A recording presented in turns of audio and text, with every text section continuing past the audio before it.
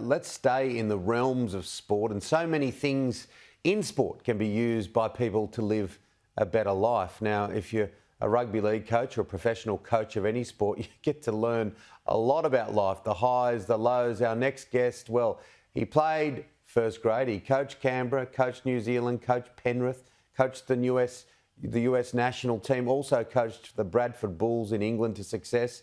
I speak of rugby league coach Matthew Elliott. He's just released a book called The Change Room, teaching people how to embrace change and bring about lasting health and happiness. And it's a real treat to say a very good morning. Matty, how are you?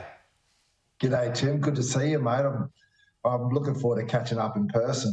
Yeah, absolutely. Well, there's the book there. Tell us about it.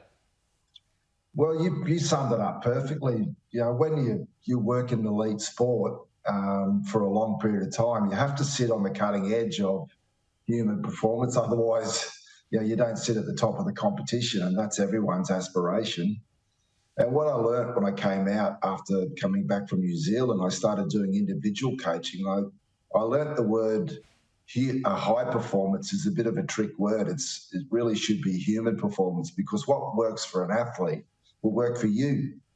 And I got the opportunity to start a business and collaborate with people like Anthony Minicello and Mark Hughes and Dr. Ali Walker, and we found that we were able to accelerate people's recovery by using these techniques. And when you get someone like Anthony Minicello talking to you, or Mark Hughes, it sparks curiosity, doesn't it? People sort of lean in. So I got to sit back and look at that for about 5 or 6 years and thought, you know what, this is something that I've got to find an easy way to share this with everyone in the community.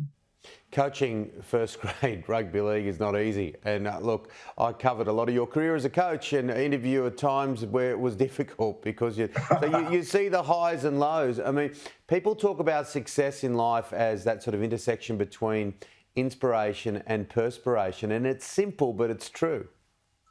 Yeah, it is. And look, everything in the sporting world, regardless of what sport you're playing, and maybe it's a little bit multiplied in rugby league because we love a bit of controversy, it does teach you, accelerates your learning, because you do experience, elation at the highest level, but you also have to encounter disappointment at a very acute level. And if you don't have the coping mechanisms, you're not around for too long. I got the opportunity to be, a head coach for a long period of time, and over a decade, and it was a great experience, but also challenging. So I just feel like if you didn't use that learning after coming out of coaching to support other people in achieving a better way of living, you'd be actually failing the community. What's your message through the book to young sports people? Because look, I've got children, lots of people watching this program have children that play sport and they'll be playing today. But having been around it for a long time and been in broadcast for 30 years, having covered lots of stuff all around the world, one thing that I've noticed is it's not always those superstars at 10, 11, 12 that become the superstars at 20, 21, 22. Something happens amidst all of that to take someone to that next level. Yeah, there's a couple of things I'd say there, Tim. First of all, talent's not going to get you there, because everyone at the elite level is talented. Everyone in the NRL is talented, right? So there's stuff that you need to add to it. And one of that's mindset, which is elite. And that's a learnt. That's not something you're born with. You have to learn how to develop a really elite mindset to analysing and reviewing performance. The other thing that is so undervalued, and we've forgotten about it in modern life, it's fun. It's sport. It's meant to be fun. If it becomes a job for you, retire immediately. If you're not enjoying being in the environment, you need to find something else to do. And that's kind of what's in the book as well, mate. Is that if you're not enjoying life, you need to do something differently, because that's what we're here to do. That's part of the human experience that workplaces and families have forgotten about. I've been a bit concerned about some of the commentary in and around, I'm not the only one, about what has happened with the Pride jersey with Manly on Thursday. The timing probably wasn't right with the women in round, but that's pretty much a secondary issue.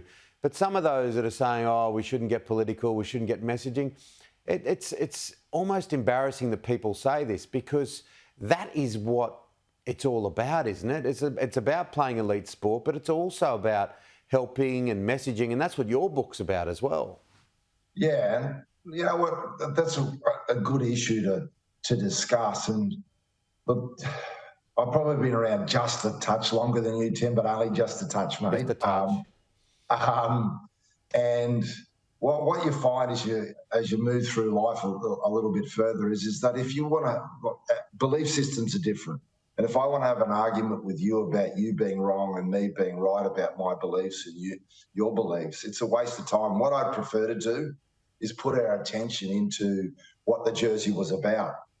You know, let's acknowledge the amazing work that Ian Roberts has done in the gay community. Let's acknowledge and put time and effort so that people, we just brush past that stuff. Because the more time we focus on, and I'm not saying completely ignore, you know, people's different belief systems and that it's time to evolve. I'm not saying that. But let's give that 10% of our time and let's put 90% of our time into the LGBTQ community and go, wow, look at the amazing things they're doing. And so they feel embraced. They don't feel they're part of a divisive, you know, situation that, you know, I would prefer, again, I'm not being disrespectful, but I would prefer not to put my attention on a belief that I don't believe in, and I'd rather just acknowledge the people that do need our time. Oh, well said, really well said, and I'm glad that someone like you is saying it, because for me personally, I look to those younger people who might be struggling with where they're at in their life, and they might be homosexual, but they haven't been able to tell anyone, and they love playing sport, and moments like this, positions like this, jerseys like this, normalise and make it easier for those people to get through, I think. Yeah, look, if there's enough of us that say this rather than talk about what they believe is wrong, but if someone like you, Tim, and everyone starts going, look, it's okay. I don't mind what your sexuality is. I don't mind what your belief systems are. Well, I'm going to embrace you in our community because that's how we live here. So, yeah, I would prefer, again, to put my attention into not those, and there's 7 young people that are responding to the way they've been brought up. And so you can hold them responsible, or you can look at, you know, what was behind that decision. I'm not saying they're wrong. I'm just saying I have different beliefs, and I'd rather put, as I said, my energy into making those people that you talked about feel secure. You know, feel like that it is totally okay. Look, you're on TV, and not everyone's going to agree with everything you say, right? But you feel secure in what you're doing because you have an unbelievable network. And I dealt with your tech people this morning. They were so patient, that's for sure. But you've got an amazing team around you, so you feel secure that you can say those sorts of things. Well, if we use that analogy with the community that we're talking about, let's make them feel secure. Yeah, not absolutely. by focusing on what people disagree with, but you're right, we got your back. Yeah, exactly. Well, I've got to ask you the footy question, because the big burning footy question, and you would have watched it, I would have watched it, we're footy tragics as well. This tackle by Nathan Cleary, I'm sorry, and people have been on the phone to me, texting, tweeting, WhatsApping. This has got to be 6 to 8 weeks, particularly of what we've seen. You know, we've seen people in wheelchairs. It's a dangerous tackle. It's going to be interesting to see what they do with it.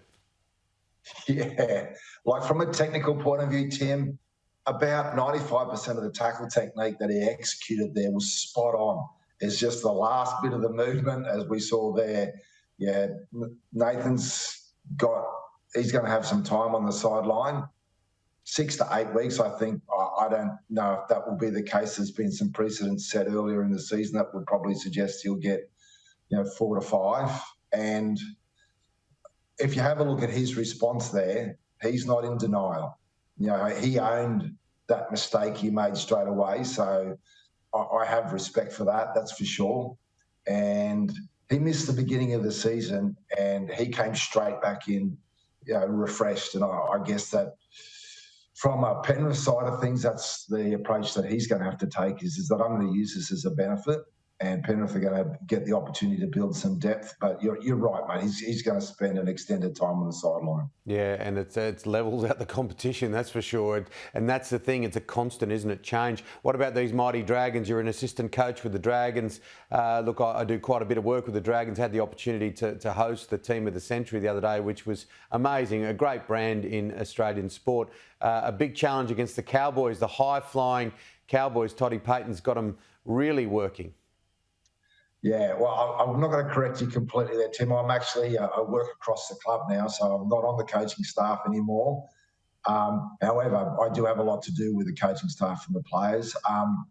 Yeah, what the Cowboys, it's amazing what confidence can do for all of us, isn't it? You know, they've just developed high-level relationships you can see from outside, so they're going to be a major challenge for us tomorrow. But I can see that we're also, we've had we're probably a year behind in the development process of where the Cowboys are. So I can see that we're going to be a major challenge for them. We're starting to develop those relationships.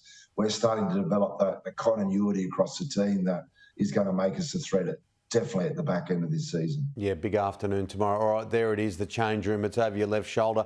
Perfect for Father's Day, which is just around the corner, an early Christmas present. Where can people get it? They can buy it online, Amazon, Booktopia or Dimmicks.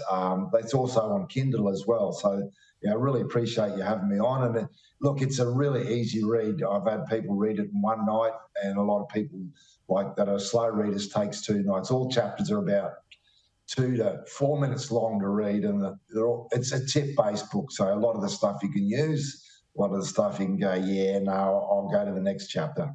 All right, good on you, Matty. Have a great day. Always good to chat. Yeah, you too, mate. And thanks for having me on.